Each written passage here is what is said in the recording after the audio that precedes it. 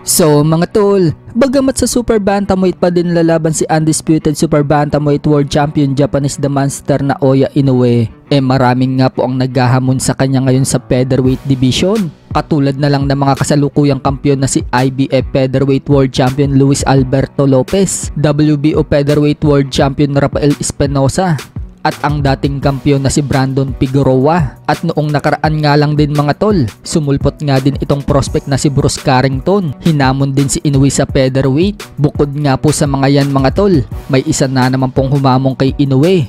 Yan po ang bagong kampiyon sa featherweight division na si Nick Bull. Nakakapanalo lang sa laban kay Raymond Ford nito lang nakalipas na June 1, kung saan nanalo siya via split decision.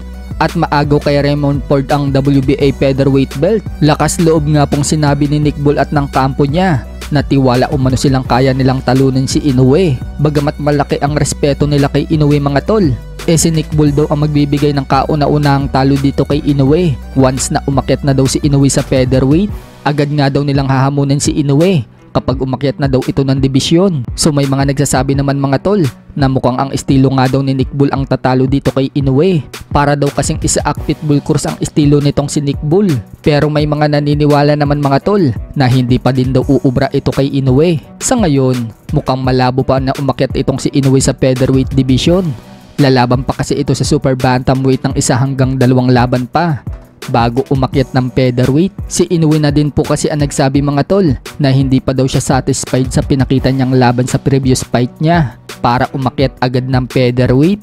Alam naman po ng karamihan mga tol na bumagsak si Inoue sa kamay ni Luis Nery, kaya nag-aalangan itong si Inoue na umakyat ng dibisyon. Once na umakyat si Inoue, doon na siya makakaharap ng mga malalakas. Sa ibang balita naman mga tol, matapos magpakita ng bagong sasakyan si Jonas Sultan, ang Nissan Patrol na bigay umano ng kanyang manager.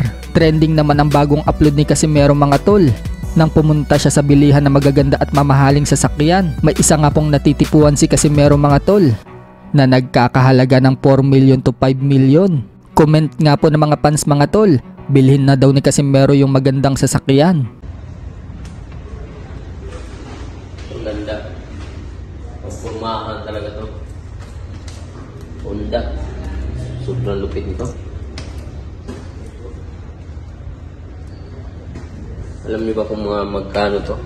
Nasa ano to? Nasa 5M or 4M, 4 million, 5 million.